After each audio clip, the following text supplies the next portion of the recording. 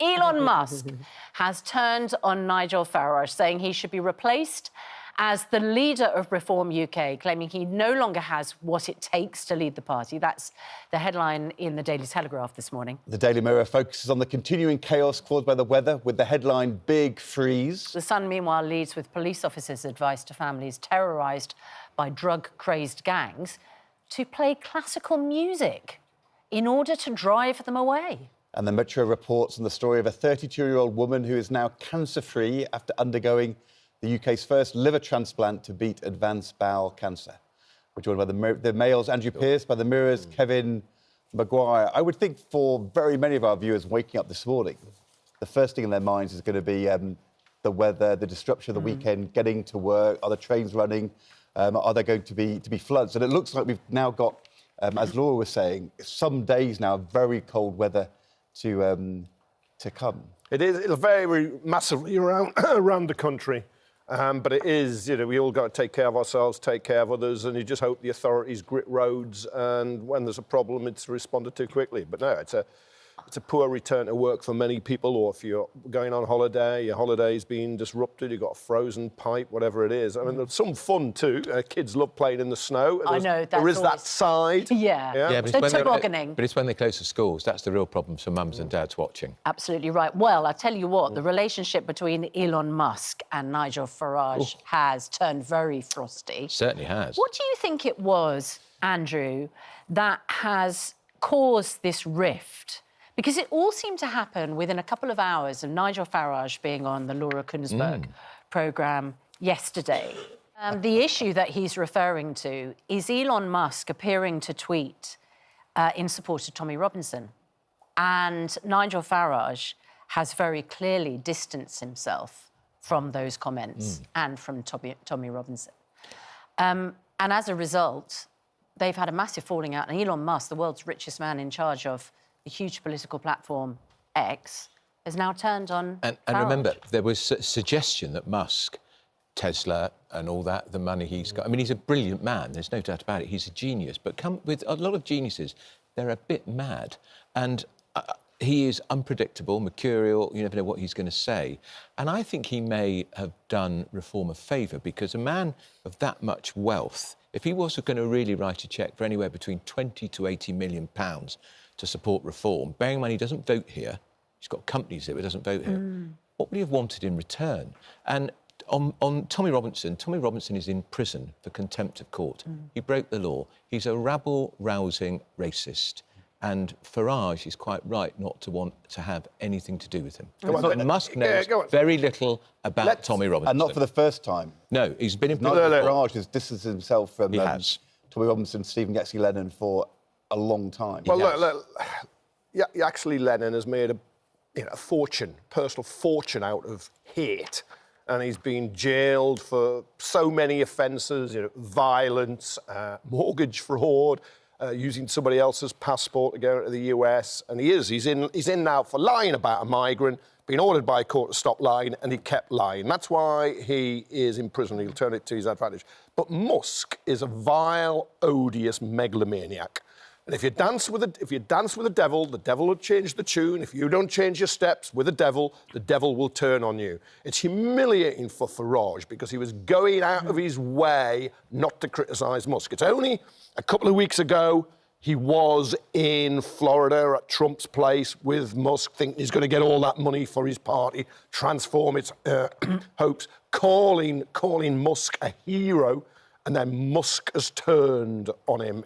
But Musk's become deranged when you read what he puts on Twitter about rape gangs, his attacks on Starmer. Jess Phillips, the safeguarding minister who's devoted her life to helping women who are victims of abuse and sexual violence, and he calls her an apologist for a rape genocide. Look, it's utterly vile and appalling. And I thought Farage, when he was trying not to criticise Musk over those attacks on Phillips, I thought he was doing himself no favours whatsoever.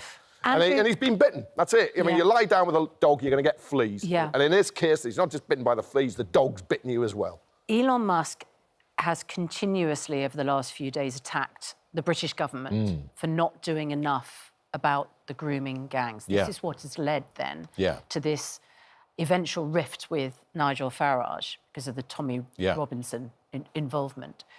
But does he have a point when it comes to UK government investigations of the grooming gangs? Do you think that that is getting some public support? I do, and I think he's... Look, I mean, Elon Musk says Jess Phillips deserves to be in prison. Well, I don't agree with that. She's a rape genocide apologist. So when we're talking about whether Elon Musk has a point, let's be absolutely clear what he doesn't have a point about. Yeah, well, I don't agree with on that. However, and Yaxley Lennon, I'm no apologist for him. I can't bear the man.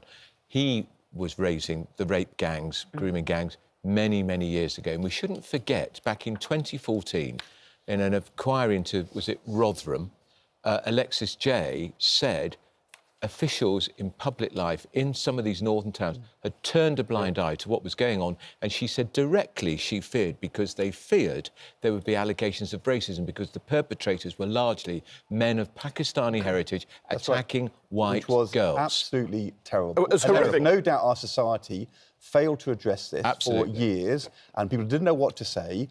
And then there was a national inquiry which cost millions of pounds, conducted after the Rotherham report by Professor Alexis Jay, which reported in 2022.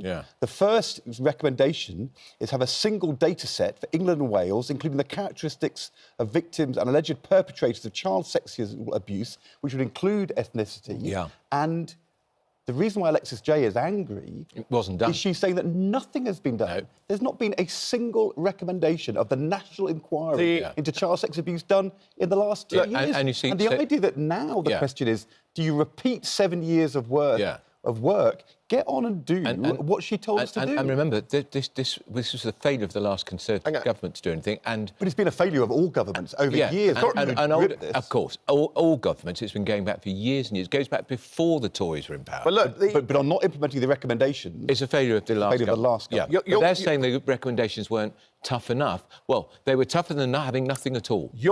Young girls were horrifically failed by the system in Rotherham, in Telford, in Rochdale and other places. And we don't know which other places. No. But there were inquiries, which is why we know about it. There were prosecutions as well. Not enough. People didn't get long enough in prison, but there were prosecutions. We know because Alexis Jay had her Rotherham inquiry. You've just mentioned it.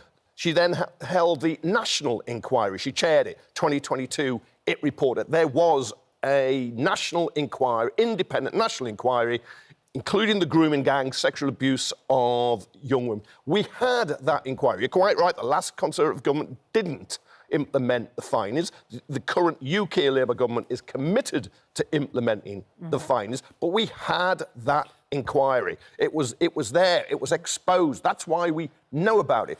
Why is it being raised now? You know why it's being raised now. Islamophobia. It's to whip up hate. That is why it has been brought There is evidence that this problem has not gone away, that it's still continuing, that young white girls are still being targeted. There's evidence. I saw a figure that is saying up 10%. It's not been... It's not been embraced. We don't know. No. Because there is no systematic checking of the data by police forces across the country. You need to know who's doing it. Who are they? Where's it happening? How big a part of it is this compared to child sex abuse in the home? You need all that information. Alexis Jay said, collect the information. We still don't know. But Theresa May, when she was Prime Minister, was very hot on this. She was good on this. Failed on a lot of other things. She was good on this. And what did Boris Johnson, who is a hero of a lot of people who are now screaming, he said... 60 million, he said it was spaffed up the wall. That's what he said about these inquiries into historic sex crimes. No, it's not. You've got to get to the truth and learn the lessons to try and stop it happening again. But the thing is that Kemi Badenoch is backing these calls. And you know why she... But you know why she did that, Susanna? National inquiry. Because she's in a battle for the right-wing vote with Nigel Farage. Believes it, and it becomes a race to the bottom. Maybe she genuinely believes it. Well, where was she in government? Well, she could have done something about it. She wasn't the Prime Minister. There's an inquiry. Oldham Council, where there's been a problem here, is saying there should be a major inquiry. That has been blocked by Jess Phillips, who said it's down to Oldham to do their own. That is not true. Oldham are already underway doing an inquiry. There has already been an independent inquiry done by Andy Burnham. What did Jess Phillips turn down? And what happened was Oldham said, could the national government do and pay for an inquiry into Oldham? And Jess Phillips said, no, as in Telford and as in Rotherham, it is your responsibility because you are the accountable councillors and you should do it. The idea that the national government should do the inquiry into Oldham is Oldham's responsibility. Well, they did one into Rotherham. No, there was a local inquiry first. Then we have Rotherham. But aren't Oldham saying they need help here? Well, of course they should have help. But they also should take control and be responsible for what happens in their council. There's so much ignorance in this debate now. The attacks and what happened were absolutely vile. A systemic rape of young women who were threatened, beaten, white women. Let's abused. And it was never taken seriously for too long. If you read the Rotherham report... They were often from broken homes and those girls didn't have a voice. And this is what happened with Jimmy Savile as well. It's the same But this is what issue. Alexis Jay said in her report, where she made recommendations which have not been enacted If you read the Alexis Jay report from Rotherham, which I did, it's predominantly white women, but not all white women. Right, I mean, look, there's a terrible ignorance, and it's just to fuel bigotry and hate. No, well, we shouldn't forget that. They were girls. They were. It was children. And Kevin talks about bigotry and hatred. It was done by predominantly Pakistani heritage men against young white girls. Well, it doesn't look like there's going to be another national inquiry. There has been a national inquiry. The point is, the government needs to explain more clearly that there has been a series of recommendations which until now have not been implemented. That's and they are committed to implementing them, beginning with, as you say, getting the information required to make it clear what this abuse was. Susanna, you're right, and the government is explaining the position, but it is drowned out by other politicians and Elon Musk using his bully pulpit on X, formerly Twitter, to make... OK, but the government's got to deal with that. Yes, the government, I know. You know, he's not an elected official, but the Prime Minister is. We also live in an era, you've got a deal where you get the world's richest man, who's given himself his own pulpit because he bought it, spewing out hate, but you've also ignorance. Got to, they're going to have to deal with that. We've discussed many times the problems of social media, and that includes who owns it, how they control it, and what they do on it. They've had 6 months. I know it's only 6 months. That's a really good question. They should get on with it. Of course it's a really pressing issue. Get on with it. But the trigger for this, which caused Elon Musk to say that Jess Phillips was a rape genocide apologist, was her writing a letter in the autumn saying to Oldham that it was their responsibility to do this review. Does that mean that she's blocking an inquiry? Does that mean that she is an apologist? Is she trying to cover it up? No, but that's really important to say. I think there are very many people watching this programme who will believe now that Jess Phillips is covering it up and she is an apologist and she somehow is part of some conspiracy to stop us knowing the truth. But it did seem that for a second. I do. But it just seemed Oldham Council was saying here we need help here. Are they going to get the help they need? Because it's a very, very serious issue. Well, we're going to speak to the backside to get on with it. We will speak to the minister who's going to be joining us at 8:30, who is in fact a health minister. And the reason that we're speaking to Karen Smith is because there is a new NHS waiting list plan. Keir Starmer, the Prime Minister, this morning, delivering a speech setting out how millions of patients will be able to access more appointments closer to home and get the treatment they need faster. They want to slash waiting times. Kevin, have you had a look through the details of this? I mean, it feels like we have a new plan for the NHS every day, but people still can't get... You know, in my family, we've been trying to get a GP appointment for a member of my family and told the only way you can get it is on the phone at the moment because... you know, there's just not enough access to in-person appointments. Some of it reminds me of the Blair Brown Labour governments talking about choice, which hospital you get treated at. Well, if there's big queues at those hospitals, there's not enough doctors, beds, nurses, operating theatres, specialist staff, everybody else. You can get on your app, but you're still not going to get in. It's just going to be trying to ring your GP surgery and the phone never answers because you're down a line. No, the crucial, you've got to increase capacity. Yeah. That is the key Well, you need more staff, don't you? I mean, well, it's all about doctors and nurses. And where are they going to get those from? Well, you can't get them immediately because you've inherited... and the nurses are talking of going on strike. You've inherited nurses who did go on strike under the last going government, on strike junior again. doctors who did go on strike in the last government. You've inherited near record waiting lists of 7.5 million. The treatment target within 18 weeks, which is a long time anyway, that's 3.5 months. The treatment target hasn't been anywhere near met for a long, long time. If the Labour government achieves one thing, and that is reviving the NHS and making it a service that is fit for what we need, then that will be a huge... Well, and he's made it one of his milestones, hasn't he? And when I heard those milestones, which we all know will be called millstones at some point when they don't reach these targets, this is what Rishi Sunak's government did. They came up with these targets and reached only one inflation, and even that's been busted. But the thing which we know is, we know they are going to throw huge amounts of money at it this year. But that's going to build these 70 new treatment centres. They will get through some... hundreds of thousands of people who are already diagnosed and have been waiting for months and months. But the question is it the right priority to go for the people who are already on the waiting lists rather than spending money on GP capacity for Susanna's dad, or social care, where very many people are getting inadequate care, or we've got shortages of staff? And, you know, their decision is this waiting time is the thing to do. But many people in the NHS are going to say, that's all very well, but it's actually going to divert loads of money and attention from stuff which actually also really matters, like GP waiting time. And social care. The big problem with beds is there's so many older people in beds that shouldn't be in beds because there's nowhere to put them in the community. And what was the answer on social care? Oh, we're going to have a Casey report on social care, which will report in 2028. They have also come 2028. They have also, which I think is a mistake, and that is too long. I think you could do this within a year. You could do by the end of the year, have your recommendation. Longer than 3 years. But they did come up with extra justification for waiting 3 years. No, I can't understand it. Yeah, I think it just feels like a long grass. You know why they're waiting, because you can say, let's have free social care, but it's got to be paid for. How are you going to be paid for? Kate had the ding-dong with Wes Streeting on this programme last week, and it is. The costs are enormous, Kate, and I'm...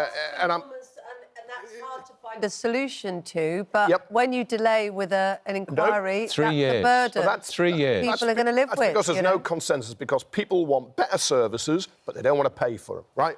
And I think social care, we have to pay collectively some way. But the point I've always favoured when you shuffle off this mortal coil, there is a charge on your estate. So if you leave a big inheritance, you will pay. If you're not leaving much inheritance, you won't pay. But you can work out the sums. They've got an 80-seat majority. They were in opposition for 4 years. Wes Streeting was Shadow Health Secretary for 3 years. What's his solution? Having a National Health Service listening programme, or talking somebody programme, and a 3-year report inquiry into social care. What were they doing? Look, the last 4 years. What they should have done is commissioned this report before the election. Yes. Put it in a manifesto. Yes. Had it report in 9 months, i.e. in the next 3 months, and then been implementing it in this parliament. Well, we don't... 3 years is too long. Well, we don't want it to be like the last Conservative government, which did nothing over 14 years, although Boris Johnson did briefly have a plan. They announced a tax rise and then did a U-turn. Yeah, and then gave the tax back, because it was national insurance rise, and they gave it back. Now, I think the can is being kicked down the road. Very far down the road. Today, though, Michael Westwood, who is the person who said there should be an immediate general election because he feels so let down by this government, he's going to have his petition debated in Westminster. Good for him. Now, how significant is that, Andrew? Well, it's going to change nothing. There will be no general election any time soon. They've got a huge majority, and we're going to have to wait another 4 years to get rid of this wretched government. I looked into this. I think the fact it's a debate is very interesting. You know, the Brexit... Good for him. The second Brexit referendum... petition got twice as many votes, got more than 6 million. And all those people are now saying, yeah, look at this one, 3 million, let's have an election. All said, oh, no, doesn't matter then. But he's not going to lead his debate. The debate is going to be led by the chair of the Pensions Committee, the Lib Dem MP, JB Stone. Oh. How well do you know JB Stone? A little bit better now than before. Right? Never heard of him. Scottish Lib Dem MP. He's going to lead this debate. Right. There's no vote at the end. No. I don't know that this necessarily will look. Well, I guess we're talking about it. It will draw attention to the fact a lot of people think this Labour government has been useless and very disappointing. Isn't it also in Westminster Hall? which is not the Yes, main that's true. shame. And he will No, highlight. but I'm sure both of you will and be he, going. And he to will attend, will you highlight. not? And You'll Mr. both what's be his there? name, Mr. Stone? Will you be there? Jamie Stone. Will highlight. Are you going to be there, Andrew? I might pop my head around the door. Might. No, he's not. He will highlight the must fact. go. He will highlight the fact this government No. has shamefully taken away the winter fuel allowance from 10 million pensioners. Well, so that's a very Just good way. as it is Getting very freezing. cold. But that's more significant than a petition, in truth. No, well, the pub landlord seems, good luck to him. Good luck. And we Yeah, will talk well, to him after 8. We'll get a report from you both tomorrow on how the debate went. No, we're going to get... Well, and we're going to get a report from you On him. Yeah. on him at the end of this We'll be programme. back. Of course. Yeah, we'll see Pint you a bit, before 9. please. Very good.